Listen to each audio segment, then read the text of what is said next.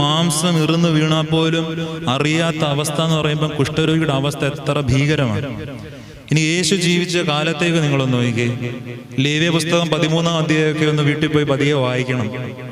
അത് വായിക്കുമ്പോൾ നമുക്ക് തോന്നും, കർത്താവേ, ഈ ജൂതന്മാരുടെ നാട്ടിൽ കുഷ്ഠരോഗം വരുന്നതിൽ നല്ല ചത്തുപോകുന്നതാണ് നമുക്ക് തോന്നും. കാരണം ഒരു മനുഷ്യന് കുഷ്ഠരോഗം വന്നാൽ ആ മനുഷ്യൻ എന്ത് ചെയ്യണം? അവന് പള്ളി വരാൻ പറ്റത്തില്ല, വൈദികരുടെ പുരോഹിതന്റെ അടുക്ക വരാൻ പറ്റത്തില്ല, കുടുംബത്ത് കയറാൻ പറ്റത്തില്ല, സുഹൃത്തുക്കളുടെ അടുത്ത് വരാൻ പറ്റത്തില്ല, പാളയത്തിന് പുറത്ത് എവിടെയെങ്കിലും പോയി ഒറ്റയ്ക്ക് ജീവിച്ചോണം. ഇനി അഥവാ കുഷ്ഠരോഗം മാറിയാൽ അത് വന്ന് പുരോഹിതനെ കാണിച്ചിട്ട് വീട്ടിൽ കയറാൻ പറ്റും. ഇനി ഒറ്റയ്ക്ക് ഭ്രഷ്ട് കൽപ്പിച്ചവനെ പോലെ മാറി ജീവിക്കുന്ന ഈ മനുഷ്യൻ നാട്ടിലേക്കോ പള്ളിയിലേക്കോ വരേണ്ട ആവശ്യമുണ്ടെങ്കിൽ എങ്ങനെ വരണമെന്നാണ് പറയുന്നത്? അശുദ്ധൻ വരുന്നു എന്നിങ്ങനെ വിളിച്ചു പറഞ്ഞുകൊണ്ട് വേണം വരാൻ. കാരണം കുഷ്ഠരോഗിയെ തൊടുന്നവനും കുഷ്ഠരോഗിയോട് സംസാരിക്കുന്നവനും എല്ലാം അശുദ്ധനാണ് ആ നാട്ടിലെ. അത്രത്തോളം ഭയാനകമാണ്. അങ്ങനെ വിളിച്ചു പറയാൻ പറ്റുന്നില്ല.